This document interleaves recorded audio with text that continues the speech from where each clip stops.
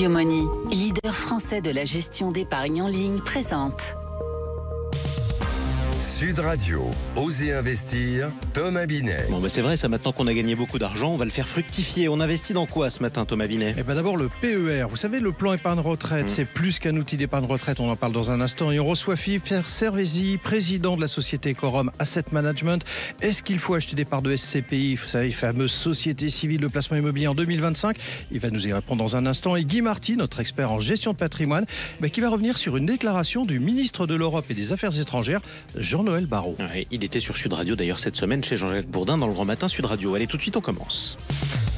Sud Radio, Osez investir, le conseil de la semaine. Dites-moi Thomas, ça vous travaille en ce moment ces questions de retraite? Des envies comme ça? Non, c'est pas. Dans le même temps, la retraite c'est souvent du plaisir aussi. C'est très important, Bon. Exactement. Alors aujourd'hui on parle du conseil de la semaine sur un placement qui fait beaucoup parler de lui. C'est le plan épargne retraite, PER. Thomas, on entend dire que le PER est devenu incontournable. Qu'est-ce qui explique cet engouement? Eh bien Jean-Marie, en seulement 5 ans, le PER a attiré plus de 10 millions d'épargnants et 108 milliards d'euros.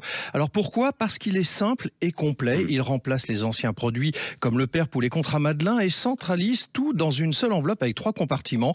Versement volontaire, épargne salariale et cotisation employeur. Le résultat, une meilleure lisibilité, une gestion simplifiée. C'est un outil qui séduit les jeunes, inquiets pour leur retraite, et les seniors pour optimiser la leur. Oui, et alors justement, on parle beaucoup d'avantages fiscaux sur le plan d'épargne retraite. Est-ce que c'est aussi attractif que ce qu'on veut bien dire? Absolument. Les versements sont déductibles des revenus imposables, ce qui peut réduire l'impôt de manière significative. À la sortie, vous avez le choix, rente, capital ou combinaison des deux. Mais attention, ces avantages fiscaux suscitent des débats. Par exemple, certains parlementaires souhaitent limiter ces avantages en cas de décès ou interdire la souscription après 67 ans pour éviter des abus.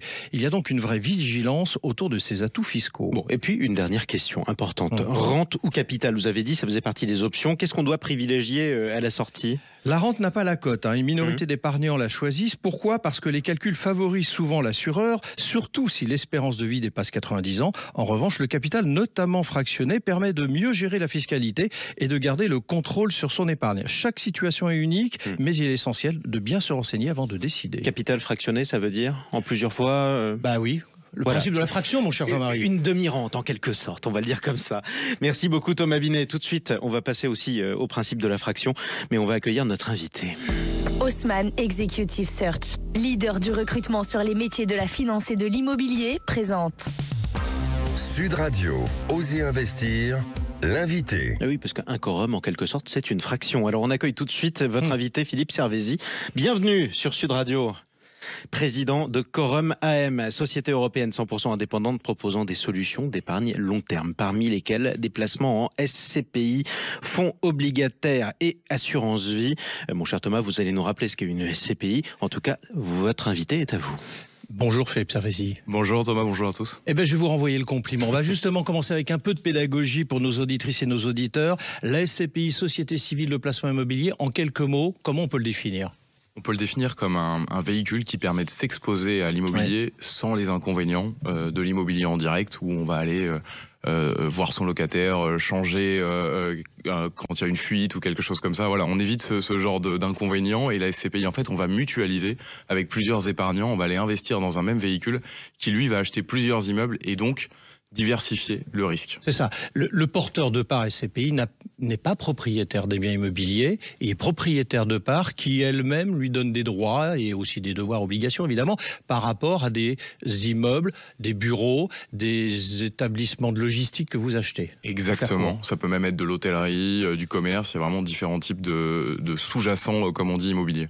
Je voudrais revenir en 2024, c'était il y a quelques semaines. Est-ce qu'investir en part de SCPI était une bonne idée? En d'autres termes, est-ce que cela a été profitable pour les porteurs de parts l'année dernière? Oui, c'était profitable pour une raison qui est la remontée des taux qui a eu lieu depuis la fin de l'année 2022. On va en parler, puisque la remontée des taux d'intérêt a eu un effet très important sur les prix de l'immobilier qui ont baissé. Ouais. Et quand les prix de l'immobilier baissent, par conséquent, c'est plutôt intéressant de s'y exposer. C'est contre-intuitif, mais c'est mieux d'investir en immobilier quand le marché va pas très bien que quand le marché se porte bien. Alors vous l'avez dit, on parle des taux. Entre 2022 et fin 2023, on a subi, on peut le dire comme ça, 10 hausses consécutives. En 2024, on a eu 4 baisses des taux.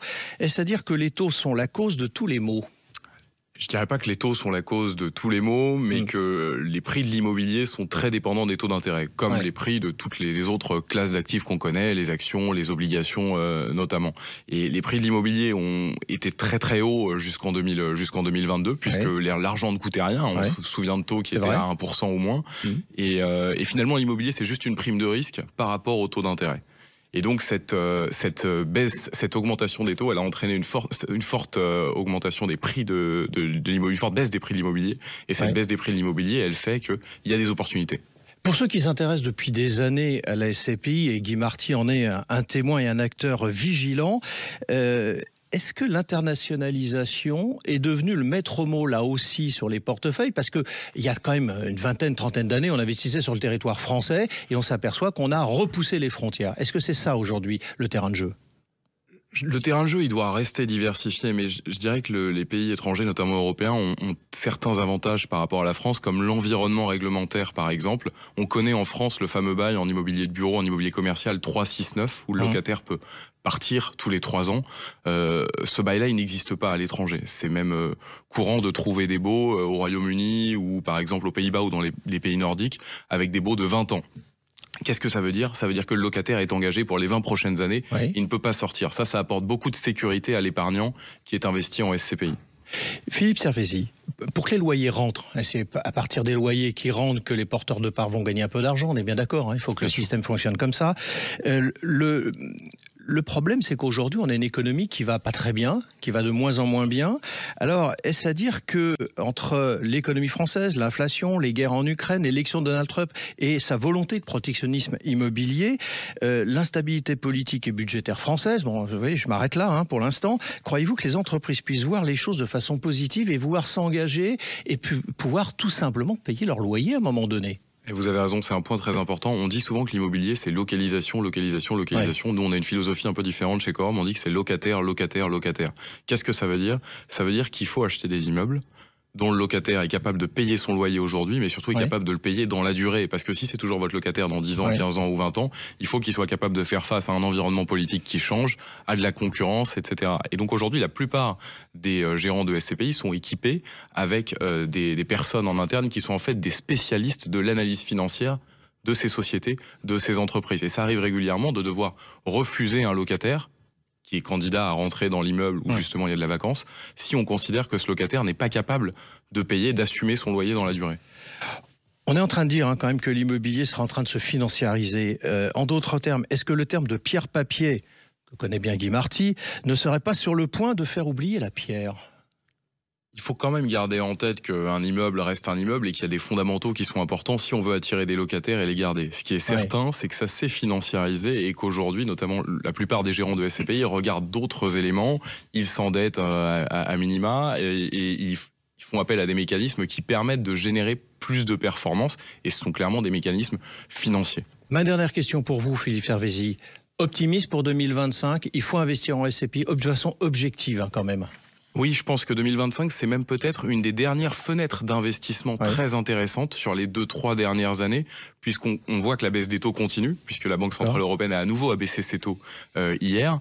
Et cette baisse des taux, si elle se poursuit au fur et à mesure de l'année, les prix de l'immobilier vont continuer à remonter et il y aura moins d'opportunités. Donc 2025, c'est peut-être une dernière fenêtre de 9 à 12 mois dont il faut profiter. Eh bien, on va regarder ça de près. Merci à vous. Puis on va se dépêcher surtout. On va se dépêcher. Merci beaucoup Philippe Servézy. Je rappelle que vous êtes le président de Quorum AM. Tout de suite, on explique quelque chose. Sud Radio, Osez investir, le coin de l'expert. Oui, on a retrouvé notre expert Guy Marty, consultant en gestion de patrimoine et fondateur de pierrepapier.fr. Guy, pour votre première intervention de l'année dans Osez investir, vous avez souhaité réagir à la récente déclaration du ministre de l'Europe et des Affaires étrangères, Jean-Noël Barrot. Exactement. Bon. Parce que notre consoeur Apolline de Malherbe a interviewé le ministre sur les industries d'avenir qui nécessitent des investissements très importants.